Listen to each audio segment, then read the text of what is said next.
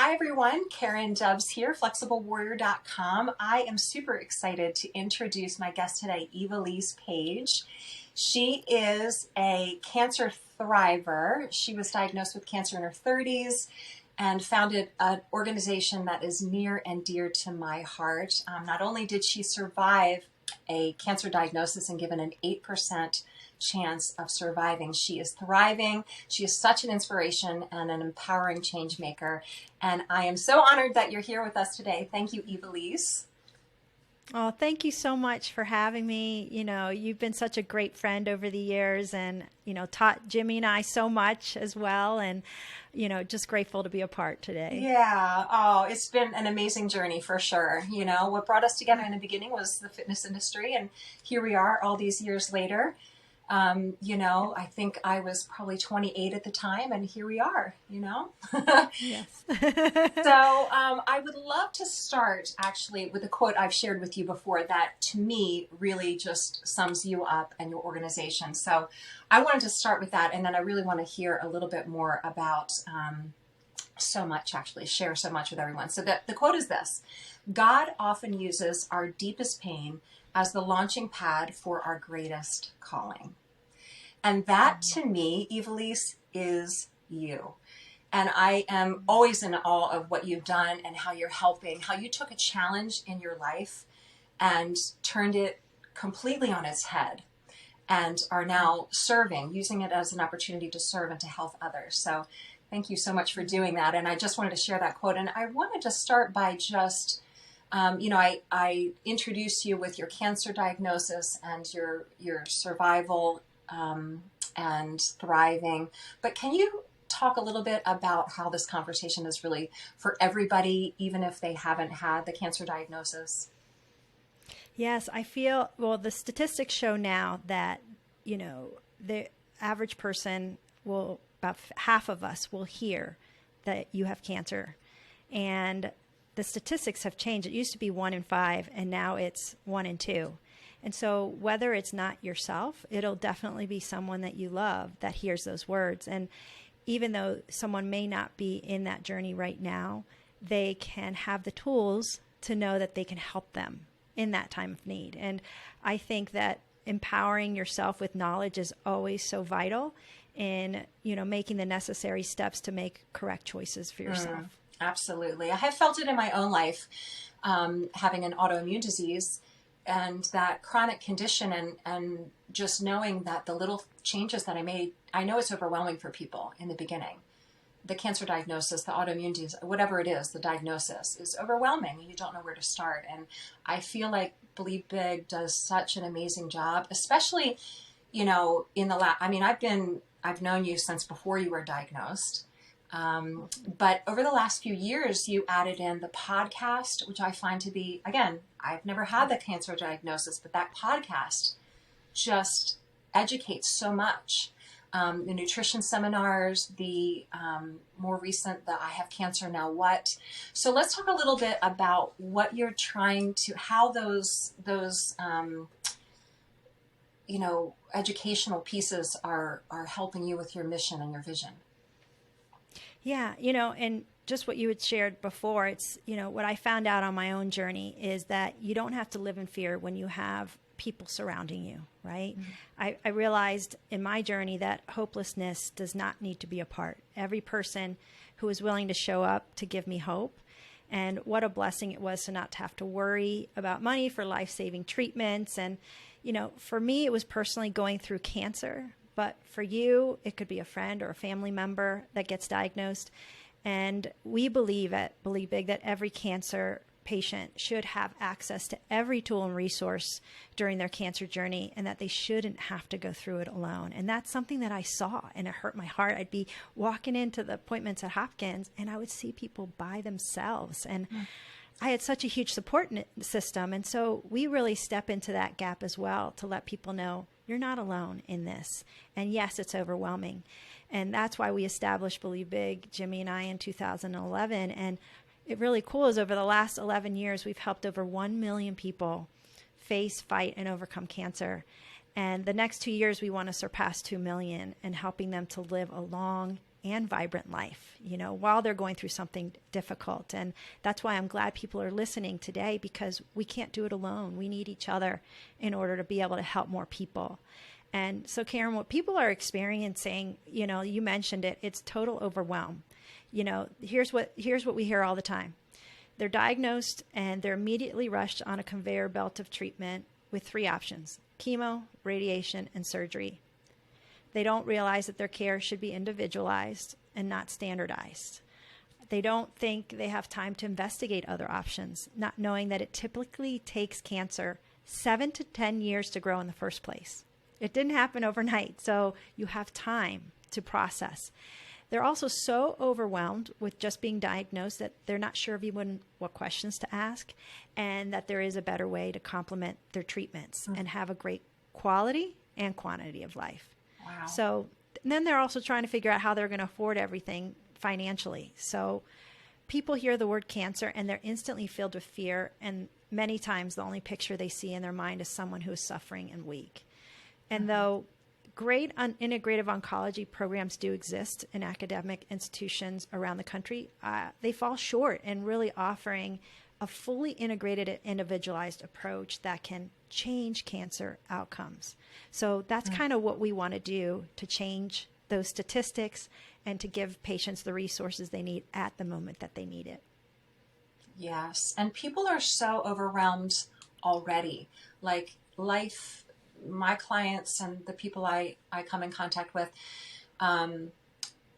before they're diagnosed or before they have some other challenge, health-wise or otherwise, they're already coming from a place of being overwhelmed. And so you add that into the mix. And it's just so lovely to have that support system, because it gives you the comfort and the extra layer of love and hope that people need in a time of need. Can you talk a little bit about, because you just used the word believe a couple times, which I thought was perfect. And, a couple weeks ago, Jimmy and I, your amazing husband, Jimmy, had a conversation about one word. And if anybody wants to see that, that's on replay on my YouTube channel as well. Great conversation. And so can you talk a little bit about why believe is in the title of your organization, Believe Big, and I have some more questions with that, but yeah, go ahead. Sure. So it was actually birthed from my one word the year that I was diagnosed with cancer. So that year I chose the word believe, because even though the doctors told me I had a less than 8% chance of survival, I knew that God could do what the world said couldn't be done. And so I really had to believe that it was possible for me. I had to believe that I could get well. And so I, really focused in on that one word. And then once I got well and we started to form Believe Big, Jimmy and I were trying to think of what would the name be that would encompass the organization that we were trying to create. And he actually came up with, we need people to believe big, not just believe, they need to believe big. And so it got birthed from that one word that year. Yes. I kind of knew that. I just wanted you to share it because it just, actually, it's like, it chokes me up a little bit, because I know as a one word fan and a person that has taken that on and, it's seen transformation in my own life from it, that many times when you choose a word, you will have an obstacle with it. And that obstacle is almost like God's way of saying, how much do you want it?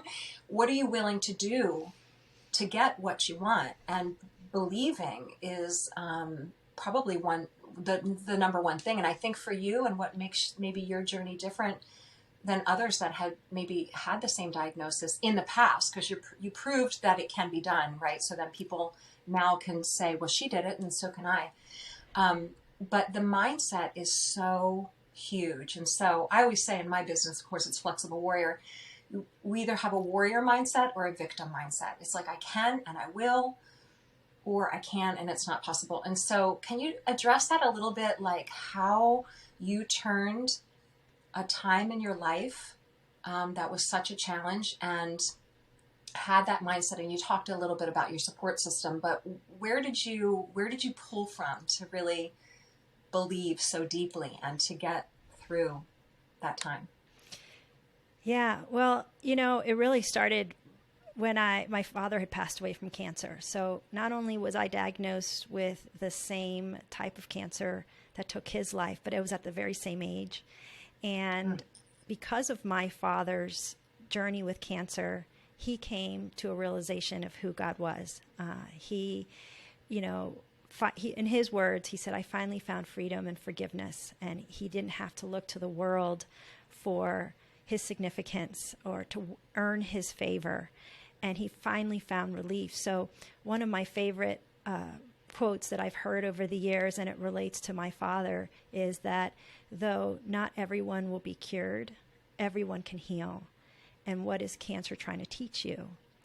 And for him, it wasn't physical healing, but he healed in so many other ways. And because of him, his legacy of faith bled into our family, and it really my family wanted what he wanted. And at that young age of 13, I really had to believe that God had a future for me. And as I read it, it says that he turns all things for the good of those who love him. But when I was diagnosed, you're hearing all these negative things from the hospital, and that, if you get an 8% on your test, you fail. And so you're hearing this and you're like, wow.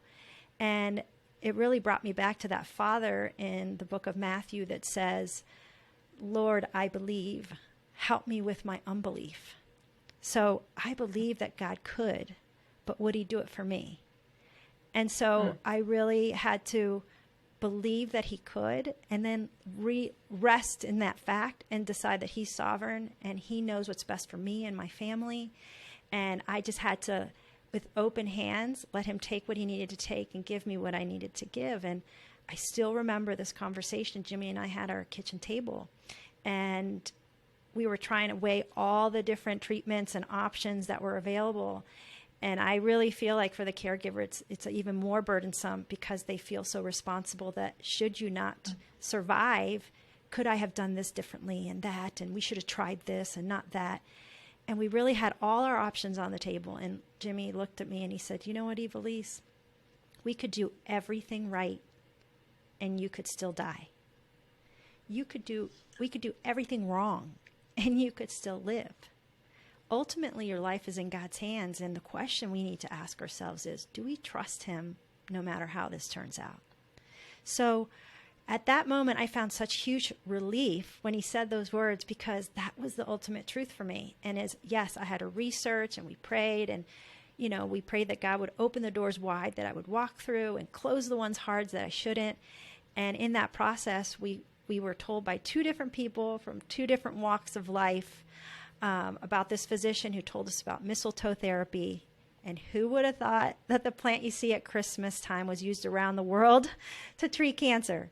So that's kind of how we walk through that path of uncertainty and it being real, and not just, I believe, and that's what's going to happen. It's not a positivity thing. It's, I believe, but I'm going to let go too. Wow. Thank you for sharing that. And I'm glad you just brought up mistletoe, because I kind of want to shift gears. The mindset is huge, clearly. And the faith and all of the things and the willingness to take the action steps, right? To get to where you wanted to ultimately be. Because I know you had 4 little kids and, so let's talk a little bit about like the kinds of things that you're covering on your podcast, which I find to be amazing. And of course, a lot of them are familiar with, but you're going a level deeper, and I love that. So let's talk a little bit about the mistletoe and like environmental toxins and diet and self-care and all of those sorts of things that people are so intrigued with. Because it's not only if you're on the healing journey, but it's, of course, prevention is the ideal scenario, right? So mistletoe, so interesting. I never heard about it, of course, before I was a supporter of Believe Big. So people listening might have never heard of it as well. So let's talk a little bit about mistletoe and the trials at Hopkins and the Believe Big Institute and all of those kind of fun things. Great. Yes. What would you like to know? So mistletoe in specifically, obviously, I'm I'm very plant-based with my diet. I love essential oils and all the things that are healing, of course, have been an important part for my journey. So with mistletoe, how does that complement? What does it do to help on the cancer healing journey? And why would someone want to look into that if they do have someone that they love or they themselves have been given a cancer diagnosis? Yes, it's actually the most widely researched natural substance that is out there. So it's not like, hey, someone told me about this oil or this, extract of this, and it's really been researched all over the world, except for here in the United States. And which is why after I was well, we started the clinical trial with Johns Hopkins because we wanted mistletoe to become standard of care oncology here. People ask us all the time, why are you spending hundreds of thousands of dollars on this? And it's because we have a two-prong approach at Believe Big. We want to help the patients of today, but we also want to help the patients of the future. And right now, like I mentioned earlier, the standard of care oncology only allows for chemo, radiation, and surgery. That's the only thing they can offer to patients, because if they offer anything outside of that, they can be sued for malpractice. There has to go through a process of a clinical trial studies here in the United States. Because mistletoe is a natural substance and cannot be patented, pharmaceutical companies won't invest in it so that it can become a part and pay for these trials. So we raised the funds through runs and dinners and all, our community literally coming together to make this happen. And we raised the funds.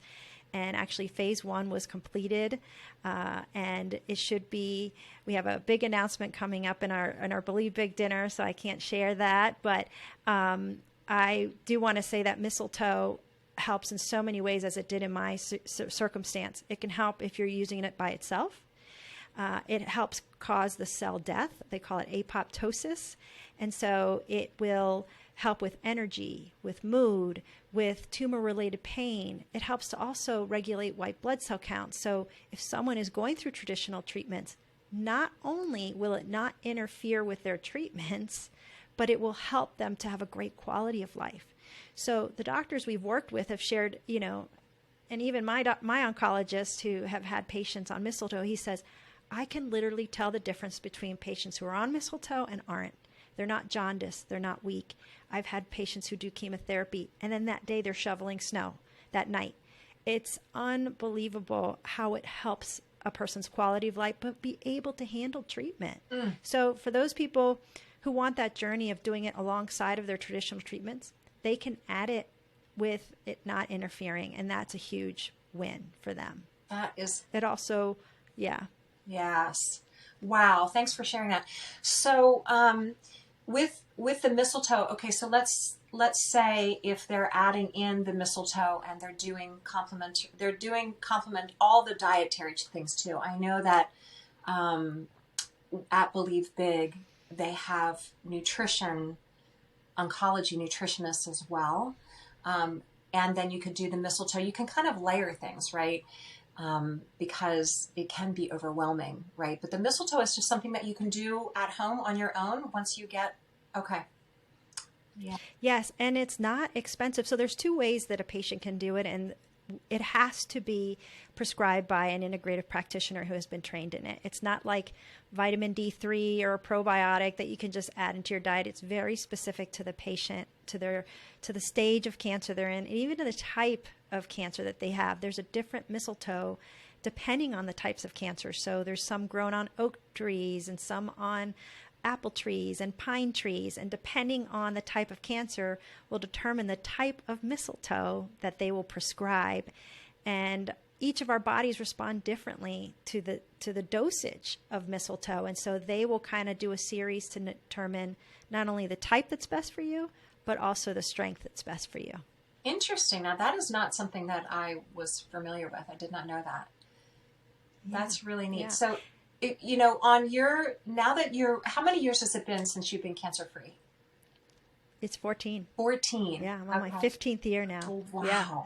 Yeah. So do you still, what are the things that you're doing now, because, heading into your 15th year, and you know, I'm sure that it's ebbed and flowed. I mean, I know for me personally, just, you know, at a certain age, things are starting to change. So, how are you incorporating all these things now? How's it changed over the last 15 years? Yeah, so I always love to mention and make sure I mention that mistletoe is not the magic bullet. It's not like I just need mistletoe and I'll be healed of cancer. And as you know, Karen, there's so many facets. And I always share that our lives are almost like that Trivial Pursuit piece. You know, we used to play that game, and there's a lot of wedges in order to win the Trivial Pursuit game. Same with when you're dealing with cancer. There's so many different wedges, and you need to find the right wedge that will be for you specifically, right? I mean, I've had people who said, well, I have stage 4 cancer and it also spread to my liver, colon cancer, and tell me exactly what you did. And I don't share more than basic things because my body's body chemistry is completely different. Genetics, everything, what I eat, the environment that I live in is completely different, and they may need different things. So I'm really careful to say it's not a standardized thing like our conventional medicine is. It is really, really personalized, and that's what our integrative practitioners, our oncology nutritionists really help to put those puzzle pieces together for patients so that there isn't guesswork and you're not spending hours reading books and trying to figure out all those things. So, you know, over the course of the years, I've learned a lot, and especially on the nutrition side. And you always hear this all the time. You're like, I was a healthy person, even myself. Jimmy was in the fitness industry for 20 years. You know, we ate organic. I exercised 3 times a week. And, you know, how in the world did I get cancer? Right. And what I discovered over the years is that there were things that I had done that I didn't even realize were affecting my particular body. So, for example, even though I was eating organic beef for someone with colon cancer, I need to really limit red meat for myself. And that's just my chemistry. The environment that we live in, you know, I wasn't cleaning with products in my home that were, you know, not clear of toxins. You know, there's so many easy ways now, even creating cleaning products with water and vinegar and adding some essential oils and saving money at the same time.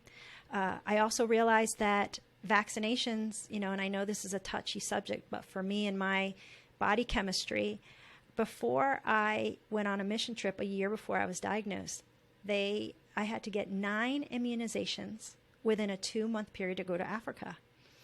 And it was at that point, from that point forward, that it switched my cancer gene on, I believe. I can never fully prove it, but knowing what I know now about my genetics and my blood chemistry and my MTHFR gene that doesn't process out chemicals easily, that was just turned a wildfire in my body, and I went from no cancer to full-blown cancer in 1 year. And I can prove it with my colonoscopies that have been done, that up to that point, not even a polyp had shown up. And I had a colonoscopy 3 years prior. And typically colon cancer takes 10 years to grow. So there are a lot of things that people don't realize that they're doing that they think are healthy that are not. And that's what our doctors do a great job of doing, is zeroing in on those things with your hormones and so many other things. So today, I am really careful about self-care. Stress is a huge thing. I was burning the candle at both ends as well, homeschooling in my own business at night and, you know, running from here to there with 4 kids. And so I'm really careful about self-care, saying no. And thank you for thinking of me, but I need these moments for myself as well. So prayer is an important part of each day. I've added infrared sauna into our home. Jimmy bought me one 5 years ago, and it was the best investment we've ever been able to make because it really helps my body to detox, and that's one of the things. I'm like a sponge for toxins, and so it really helps me to detox. Things I also do are PEMF therapy, which it's like a grounding technique, and it really helps with my EMF sensitivities with Wi-Fi and 5G, 3G things to really stabilize my body and be, you know, in a neutral state and not in a negative state. I also use red light therapy. I have something called the NanoV, which it was within the last year that I added in. And while I'm having my meditation quiet prayer time, It's like it's oxygen that is folded into these proteins that helps to my cells get what they need in the simplest term, and to really function and give me the energy that I need as well. So many cool things that are available now that weren't when I was there. But, there are so many basic things that people can do that don't cost a lot that can help them start to live a healthy life, as you know. Yes. And all of these things, by the way, anybody who's listening and wants to hear more about any of those topics that she just mentioned, they're all on the Believe Big podcast. So if you want to know more about PEMF, what's that, or EMFs, and why we should be aware of our cell phone usage and the risks of being so exposed to 5G and all of the things, but I completely agree with you. And stress, thank you for bringing up stress, because I'm constantly talking about, everyone, it is a chronic thing in our world right now, and people are missing the basics, the reducing stress, the quality sleep, the hydration, just the simple things. It doesn't always have to be so complex. And I completely agree. And thank you for also saying about what we call in the health coaching world, bioindividuality. Bioindividuality is just that we are all so unique. So what worked for you won't necessarily work for somebody else, because someone's chemistry and lifestyle and diet and all of the things are different. And so it is such an amazing gift that we have with Believe Big to access the level of knowledge and care to help people navigate those choices for each individual, since everybody's so different. So thank you so much for sharing all of that. I could talk to you all day and just delve into all of these things. Yes, I just love all of this, and I really encourage everyone to check out the Believe Big podcast. Follow Believe Big on Instagram and on Facebook, and and the podcast is an Apple podcast. Is that? It's on Apple Pod. Yeah, it's on Apple, Spotify. Even if they sign up for our newsletter, it gets delivered into your inbox every week as well. Yeah. So that's how I get it. It just comes to the e-news, and I click on it. Typically while I'm on my PEMF mat, awesome. Which I got because and I have the red light therapy now too. And so as we wrap up, if we could just talk just real briefly, the Believe Big dinner, I'm going to be a table host. I'm making it a girls' night out. My husband's gone with me many years as well, which is always lovely too. But this year I decided, I have so many like-minded warrior spirit girlfriends that I would just love to have everybody at one table. So that's what I'm doing. And as you mentioned earlier, you really rely on the support of the community so that we can share that when other people need the support for their cancer healing journey, they have the resources they need so that they can financially have exposure to all these things you're talking about. So Believe Big dinner. It happens annually. Yes. There's usually a comedian there too, because laughter is the greatest medicine, right? Yes. and you have such wonderful inspirational speakers. I get so much out of the people that come and share their stories, like you're sharing today, about their diagnosis and how they overcame their challenges. So how can people sign up for the dinner, and just share a little bit more about that? Yeah, so this year's a little different because we moved from downtown to Hunt Valley, Maryland. So it's out of the city this year, and so we have limited spacing. So way we are doing it this year is through our table hosts. And so if people would like to register to be a table host, and you invite three to four couples or a table of 10 that you would like to join them, that have a heart for cancer patients and say, you know what, I want to be a hope giver. I want to be someone that is there for people in my community and beyond. And even though individuals don't live in Baltimore, we help people nationwide. So we help family members and siblings and patients all over the country who have cancer. And so this is one time a year where we all gather together and say, we are with you. We are here to support you, because all of the Believe Big resources are free to patients, and we want to keep it that way. And so the dinner is a way for us to raise the funds, and we typically raise about 40% of our funding at that dinner. And so it's a great way for you to have a great night out as you shared, but also a great way to invest in the future of those who will battle cancer in the year ahead. Yes, absolutely. So and will it be someone virtual as well? It's in person, I know, this year. Okay. Yeah. So it's not yeah, going to it's be a in dual person thing. I only. wasn't sure. Okay. Yeah, Okay. it's not going to be a dual, but we will record the video stories of the patients that are sharing their stories, and we will share those out. But this year we wanted just to really, it's very social and fun, and we really didn't want to take away from that aspect and make it into a virtual event as well. So this year it is going to be in person only. But if anyone is interested in finding out more information about what does it mean to host, or even to be a corporate or family partner with us, and be listed on our website and other things, they can email us at info@believebig.org. And I will share too that I am a monthly supporter, which is a wonderful thing to do as well. So that is a great way to give back and to help other people on their healing journey, because as Eva-Lee said at the very beginning, there's 1 in 2. I didn't know that statistic, 1 in 2. So, and I'm a big believer in, giving what we want to receive, right? And that whole mindset.